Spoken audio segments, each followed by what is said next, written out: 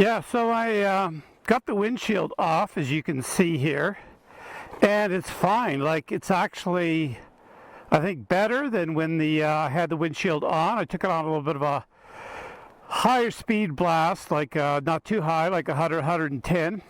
The nice thing about the angle of this part of the bike here is enough that it puts the, just like on a sport bike, puts the wind just at the top of your helmet where your helmet could deal with it pretty good. So if I decide to keep it like this, which I think I am, I'll just take these ugly brackets off and have a cleaner look. But yeah, I mean, I think it's a nice consistent, it's not even, I would say, even a blast because it's not that strong. Like I say, this deflects it right up there. I don't know why you need that windscreen other than, like I say, rain protection if you're going. I never ride in the rain if I can help it anyway. So I think that screen is a bit redundant. I don't think you need it. Yeah, these brackets are ugly, but I'm pretty sure I'm going to keep it this way and take these two brackets off, so you'll just have this, you know, you can attach accessories or whatever to it. I got Velcro here for if I want to put a radar detector on there, which I'm not sure I'm going to wire up yet. As far as the dirt goes, it's pretty good. I'm on this, well, it's a nice dirt road. It's not anything wild. It's something that a car could do. So anywhere a car or truck can go, this thing pretty much can go. I wouldn't call it a hardcore off-road trailer. It's like I usually come up here with my CRF 250L, but coming up here for the last several years. And if you compare it to that, which is the only thing I have to compare with, there's a couple of things. One, because it's got an extra like 100 pounds at least of bigger tires, it feels very well planted. That's the good part. As far as any downsides of this bike on a dirt road, it's got a harsher, like it's more street orientated suspension. So if you hit a pothole, for instance, or a deep rut, you're going to feel a lot more on this bike than my CRF 250. That's for sure. So you have to watch where the you know, the big ruts and potholes are. It's going to be quite a jarring. The other thing is, I've moved my pressure in the rear down to 38, which is still probably way too high for a dirt road. They recommend 42 for all-purpose. That's way too harsh. Even on the street pavement, 42 is just, I think they put it that way in case you're bringing a pillion or something like that, but there's no way. Even this 38 seems a bit much to me, but I'll go with it for a while. And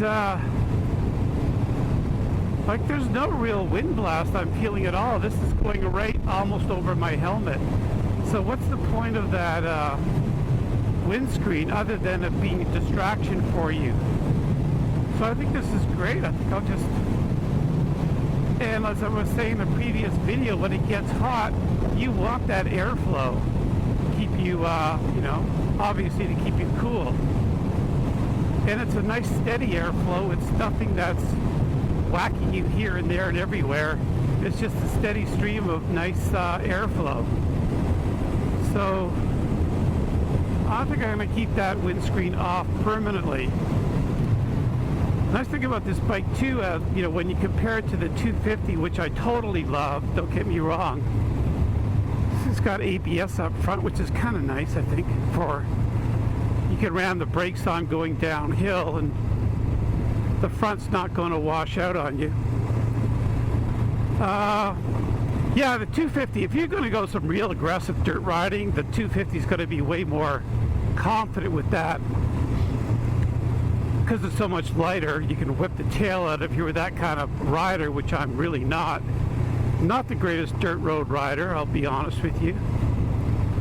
But you can see how cautious I am. I'm still learning this bike and how much traction I'm going to get out of these wheels.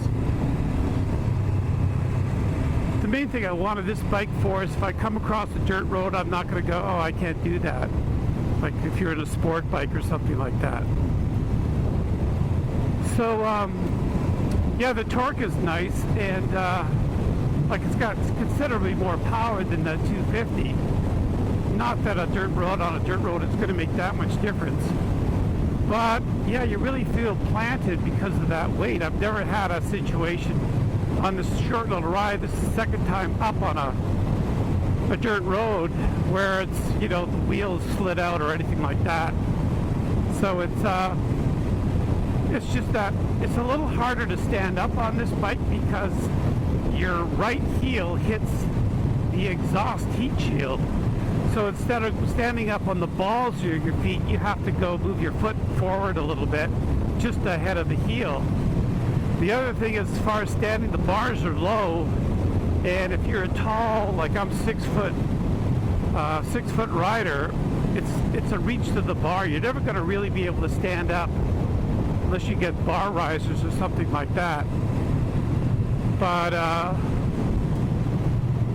it's a little tricky on the dirt. You got a brand new bike. I don't want to take any chances till I really get a feel. I'm still learning this bike. I'm in a getting to know you phase.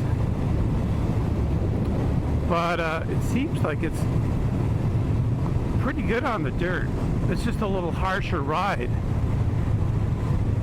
I mean, when I ride my CRF 250L, I'm running about 27 in the rear, 24 up front. I think if you put those kind of pressures on, you know, these tires, it would be a lot better in the dirt, but not as sharp handling probably on the street. And this is, you know, 90% street bike, 10% dirt, or 80-20 if you want. But it's got no problems handling a nice Forest Service road like this. This is what I got it for. I still have my 250 for more hardcore trails.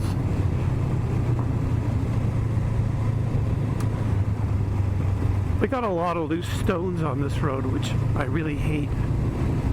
But generally it's a nice hard packed dirt, which is kind of what this is made for. I would never ride this bike in mud or sand or anything like that. When you get to these bigger potholes though, it's kind of nasty. But anyway, that's that. I'm going to stop it here. I just wanted to clue people in on the windscreen, which I think is a total redundant thing. I don't think you need it on this bike at all. In fact, it's kind of like you almost feel like a supermoto ripping down a twisty road without the windscreen. And it doesn't look bad. Once I take these things off, it's going to look kind of sharp. It doesn't look bad at all. Some things, like I took my windscreen off my V-Strom, it was still ugly as hell. It's an ugly bike anyway, but anyway, I think the windscreen's going to be gone permanently on this bike. It's way more of a hooligan bike, if you can even call it that, with the windscreen gone.